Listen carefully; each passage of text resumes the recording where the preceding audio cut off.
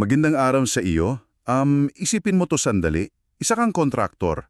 Para umusad yung project mo sa gobyerno, sinasabi na, kailangan mo magbigay ng cut. At hindi basta-basta, aabot daw hanggang 25%. Grabe. Yan yung pinakapuso ng pag-uusapan natin ngayon. Talagang mabigat na alegasyon yan agad sa simula. Oo nga. At susuriin natin yung mga pahayag ng mag-asawang Curly at Sara Diskaya. Partikular yung testimonya nila nitong Setyembre 8, 2025. Kasi, ang sinasabi, nagbubunyag daw ito ng malawakang korupsyon Saan? sa mga flood control project at ang mga dawit umano, ilang mambabatas at opisyal pa ng DPWH. Tama. At mahalagang linawin kung saan galing yung mga impormasyon natin para dito, no? Exactly. Ang mga ulat na titingnan natin galing sa Enquirer News, GMA Network, pati ABS-CBN News. Tapos meron ding konting background, konteksto mula sa Wikipedia. At syempre, ilalagay natin to sa perspektibo ng ating mga batas. Kasama na yung Revised Penal Code, yung RA 3019 o Anti-Graft, yung RA 9184 para sa government procurement. Oo, pati na rin yung Plunder Law o RA 7080 at saka yung Anti-Money Laundering Act, yung RA 9160. So, marami-raming batas yan. Marami talaga. So, ang misyon natin sa pagtalakay na to, himayin natin yung mga aligasyon. Ano ba talaga yung laman ng testimonya nila?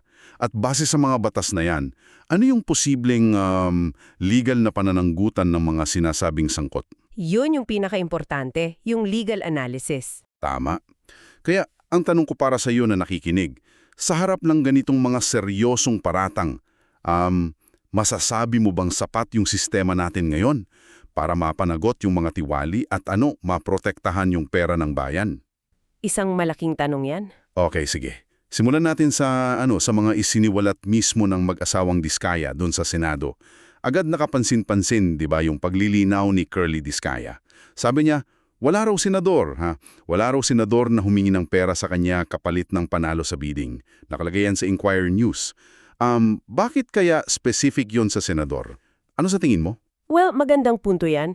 Pwedeng, strategic yun para ma-focus yung attention sa ibang grupo? O baka namang, yun talaga yung direct experience niya, na wala talagang senador na, personal na lumapit.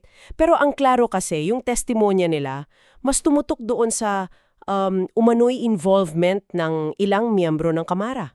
Dito na sila nag-umpisang magbanggit ng mga pangalan. Ayon nga sa GMA Network at Enquirer. Okay. At dito na nga parang mas nagiging komplikado, no? Yan Kasi inilarawan ni Curly Diskaya kung paano raw sila parang naging kasangkapan lang. Ginamit daw ng mga nasa kapangyarihan na kung hindi daw raw sila susunod, pwedeng maipit yung projects.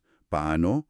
Pwedeng mutual termination daw o kaya gawa ng issue sa right-of-way. Parang may pressure, di ba? Oh, may elemento ng coercion, parang ganun. At dinetalya pa nga ni Curly ayon sa GMA na ang kalakaran daw nilalapitan sila ng mga DPWH officials pagkatapos manalo sa bidding. Hindi bago. After na manalo. After na. Doon daw hinihingi yung parte, minimum daw 10%, pero pwedeng umabot hanggang 25%. At ito raw parang naging kondisyon na, para masigurong tuloy-tuloy yung proyekto, walang aberya. Grabe yung 25%. Nabanggit pa nga ni Curly yung ilang pangalan sa DPWH, tapos sinabi pa raw na maraming staff daw ang nagsabi sa kanila na yung pera para daw kay Congressman Zaldico. Minimum na 25% daw yung hinihingi. Tapos isa pa, madalas din daw banggitin ni Congressman Marvin Rio na malapit daw siyang kaibigan ni Speaker Martin Romualdez. Ano yung implikasyon ng ganitong name dropping? Yung name dropping. Well, yan ay isang common tactic talaga yan, no? Kahit hindi yung mismong mataas na opisyal ang kausap mo o nangihingi, pag binanggit yung pangalan nila, parang nagpapakita ng influence, ng koneksyon. Parang may backing. Oo, parang may bas-bas mula sa taas. Pwedeng gamitin yan para makumbinsi ka or worse, para takutin ka ng sumunod ka na lang. Kasi yung nga, may connection daw eh. Malinaw, si Sara Diskaya naman may sarili ring mga pahayag, di ba? Sabi niya, based pa rin sa GMA, na nung nagsisimula pa lang sila manalo sa bids, nilapitan na raw sila. Sino? Mga district engineer, regional director, pati chief of staff. Inaalok daw sila ng projects na ang pondo galing daw sa mga kongresista. At ang sabi pa raw ni Sarah, sinubukan daw nilang tumanggi nung una. Nag-report pa nga raw sila sa DPWH mismo tungkol sa sistema. Pero parang walang nangyari. Walang nangyari sa reklamo. Parang ganon. Tapos sinabihan na lang daw sila na tanggapin nyo na yan. Kailangan magbigay sa mga mambabatas para tuloy ang projects.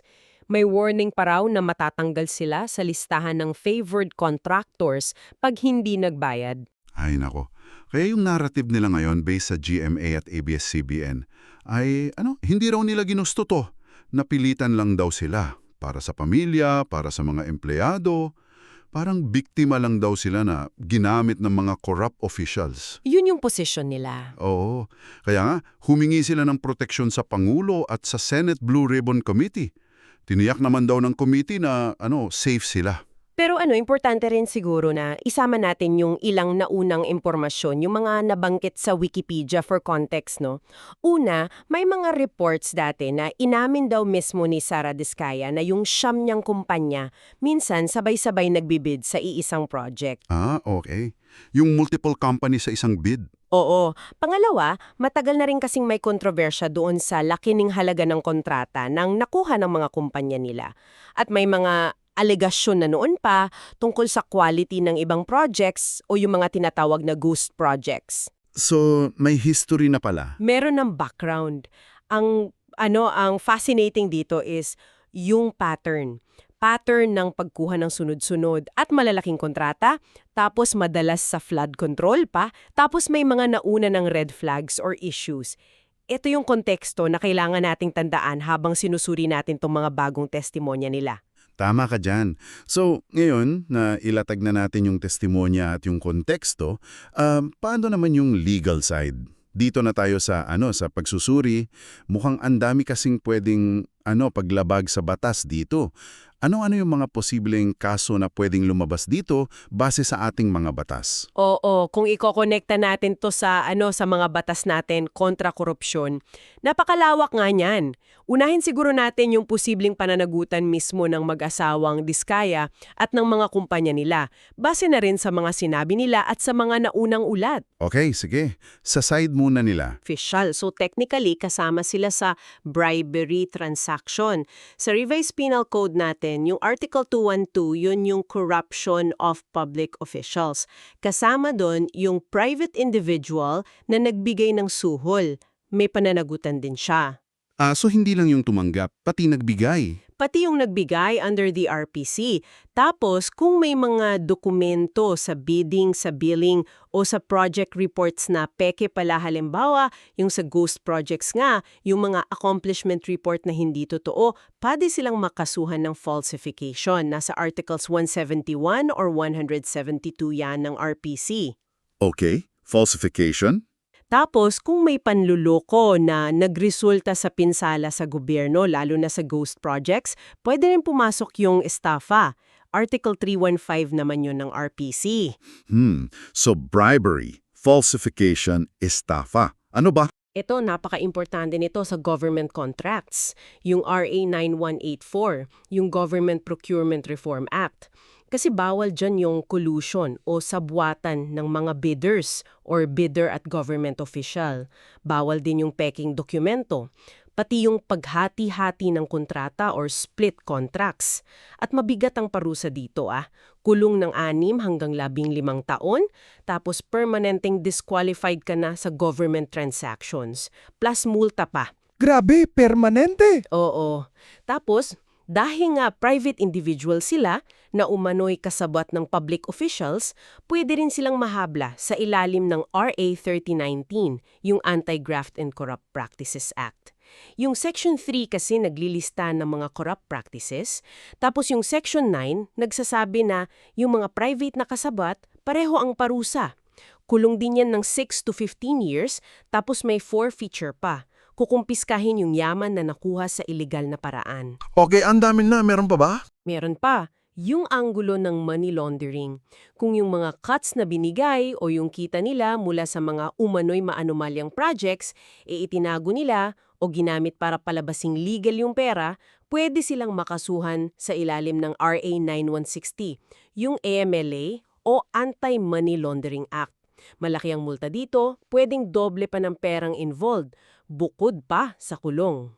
Wow. Okay. At syempre, last na siguro sa side nila, yung perjury. Kasi yung testimonya nila, under oath yan, di ba? Kung sa investigasyon, lumabas na nagsinungaling sila tungkol sa isang mahalagang bagay, pwede silang balikan ng kasong perjury. Article 183 ng RPC yan, at mas mabigat na yung parusa ngayon dahil sa bagong batas, yung RA 11594.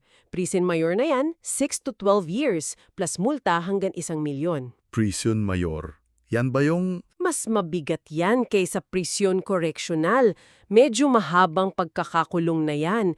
At hindi lang yung individuals yung pwedeng managot, pati yung mga kumpanya nila. May corporate liability, yung mga opisyal ng kumpanya, pwedeng personal na makasuhan. At yung kumpanya mismo, pwedeng permanenteng madisqualify sa government bidding under RA 9184. Plus, yung COA disallowances pa. Pwedeng pabayarin sila personally para sa mga illegal na gastos. Grabe, napakarami nga pa ng posibleng liability sa side lang ng mga diskaya. Pero syempre, yung testimonya nila nagtuturo rin sa mga taga-gobyerno. Ano naman ang posibleng kakaharapin ng mga mambabatas at opisyal ng DPWH na pinangalan nila kung mapatunayan yung mga alegasyon? Oo. Para naman sa mga public officials na yan, marami ring posibleng kaso. Medyo parallel din sa mga nauna, pero syempre, iba yung perspective kasi lingkod bayan sila. Una yung direct bribery, Article 210 ng RPC, kung direktang humingi o tumanggap sila kapalit ng pabor, o kaya indirect bribery, Article 211, kung tumanggap lang ng regalo dahil sa posisyon. Okay, bribery pa rin. Pangalawa, ito yung pinaka-common siguro sa corruption cases, yung paglabag sa RA 3019, anti-graft law. Madalas gamitin dito yung Section 3B, yung paghingi o pagtanggap ng regalo kaugnay ng kontrata, kung saan may kinalaman sila. O kaya yung Section 3E, yung nagbigay ng unwarranted benefit sa iba dahil sa partiality, bad faith, or gross negligence na nag-cause ng injury sa gobyerno. Ang parusa dito, kulong at perpetual disqualification, habang buhay ng bawal humawak ng public office. Perpetual disqualification. Mas mabigat pa sa contractor. Oo, kasi public trust yung sinira nila. Pangatlo, kung yung nakuha nilang ill-gotten wealth ay umabot ng 50 million o higit pa, pwedeng pumasok ang plunder, RA 7080 yan. Heinous crime to. Ang parusa, reclusion perpetua o habang buhay na pagkakakulong plus forfeiture din. 50 million pesos? Yun yung threshold ng plunder. Tama. Pang-apat, katulad din ng contractors, pwede rin silang mangangot sa RA 9184, yung procurement law. Kung napatunayang nakipagsabuatan sila para manipilahin yung bidding o gumamit ng coercion, parusa rin dyan ay kulong, dismissal sa serbisyo at perpetual disqualification din sa public office. Okay.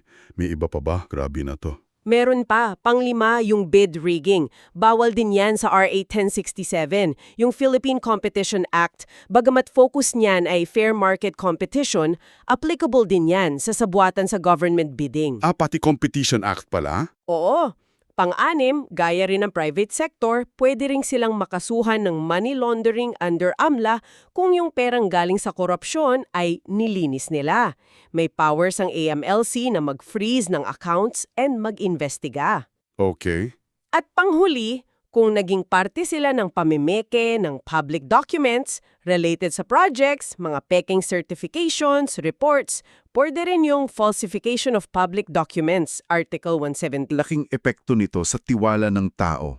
Hindi lang sa bidding process, kundi sa sa paggamit ng pondo ng bayan. Parang ang lalim ng sugat na binubuksan nito, no? Oo. At dahil nga sa pagbubunyag nila, dito napapasok yung tanong kung pwede ba silang maging state witness. Nabanggit nga nila na handa silang tumulong sa gobyerno. Pwede yan under Rule 119 ng Rules of Court o kaya sa RA 6981, yung Witness Protection Act. Yung WPP. Pero hindi yan automatic ha. May mga requirements.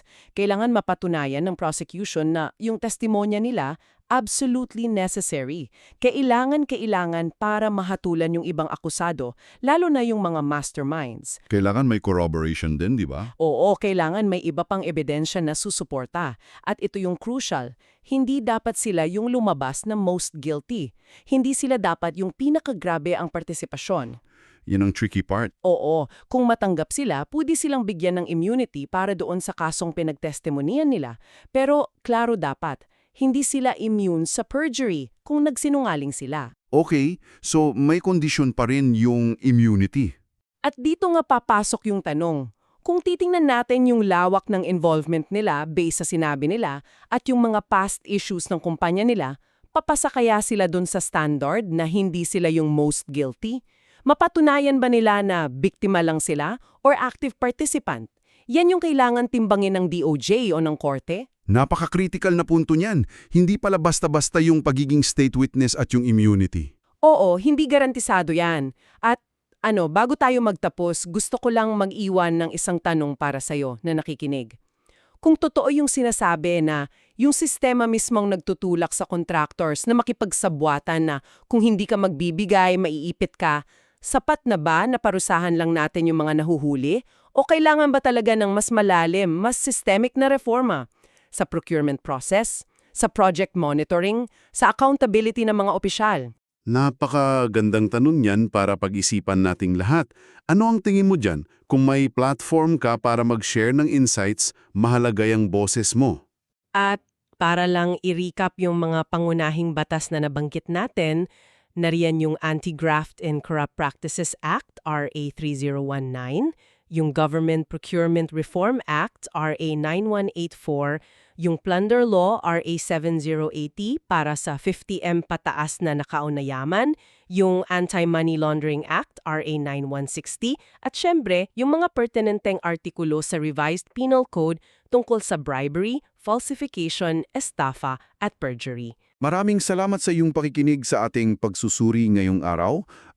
Huwag kayong mag-subscribe o mag-follow para updated ka sa mga susunod pa nating paghimay sa mga importanteng issue. At uulitin lang namin, ang mga detalyeng tinalakay natin ay base sa mga ulat ng Inquirer News, GMA Network at ABS-CBN News noong Setyembre 8, 2025. Ginamit din natin ang konteksto mula sa Wikipedia at sinuri ito gamit ang mga batas tulad ng RA 3019, RA 9184 at Revised Penal Code mula sa mga opisyal na sources gaya ng ombudsman.gov.ph at lawfield.net. At iiwan namin sa iyo itong huling tanong. Higit pa sa kaso ng mga diskaya, ano ba talaga ang sinasabi nito tungkol sa vulnerability ng ating mga infrastructure projects, lalo na yung mga kailangan natin para sa climate adaptation tulad ng flood control sa korupsyon? Ano mga pagbabago sa sistema ang kailangan para masiguro ang pera ng bayan na pupunta talaga sa tama at hindi sa bulsa lang ng ilan?